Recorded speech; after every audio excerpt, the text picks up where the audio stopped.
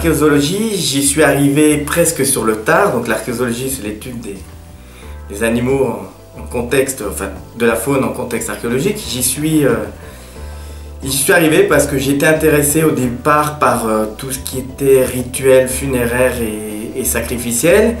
Et une des façons d'aborder ce problème, et qui n'avait pas été abordé quand j'ai commencé mon DEA à l'époque, donc master et après ma thèse, c'était de l'aborder par l'approche des sacrifices animaux et des offrandes de faune, les dépôts de faune dans les sépultures. Donc c'était comme ça que je suis devenu archéozoologue, et c'est comme ça que je me suis formé au Muséum d'Histoire Naturelle et que j'ai pu commencer ma thèse et du coup travailler sur les animaux, en particulier les camélidés, donc lamas, alpagas, et travailler sur les aspects à la fois sacrificiels, funéraires, mais aussi sur leur élevage et la façon dont ils vivaient à l'époque préhispanique au Pérou.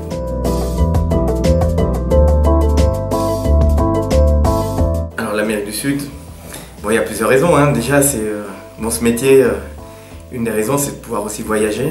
Donc, après l'Amérique du Sud, ça s'est fait par opportunité, c'était un intérêt personnel depuis le plus jeune âge. Et bon, moi, on peut rigoler aussi, mais bon, moi je suis la génération des cités d'or, donc ça a marqué toute une génération. C'est pas la raison principale, mais bon, je pense que ça a dû jouer.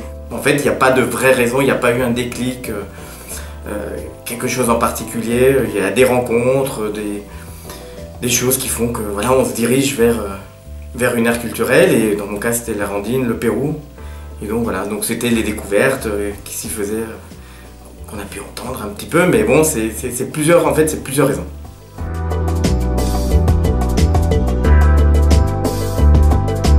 Moi j'en ai pas, je crois que déjà de faire ce métier, de pouvoir faire ça, c'est déjà, je crois, le rêve absolu. C'est beaucoup moins l'aventure que ce qu'on peut croire. Il y a toujours, bien sûr ça dépend des zones, hein. Quand vous travaillez en Amazonie, travailler au Guatemala dans la forêt, c'est beaucoup plus compliqué, ou j'ai des collègues aussi en Alaska, il y a forcément un risque peut-être supérieur à d'autres zones, hein. Donc après c'est pas un métier à risque, je crois pas, en tout cas moi je le considère pas comme ça. Mais au-delà de ça, on se dit toujours, alors, quand on travaille sur les sépultures et sur les tombes, c'est une très grande tombe ou quelque chose de très ancien. Moi en particulier, je sais pas si j'ai le rêve absolu d'une découverte, hein.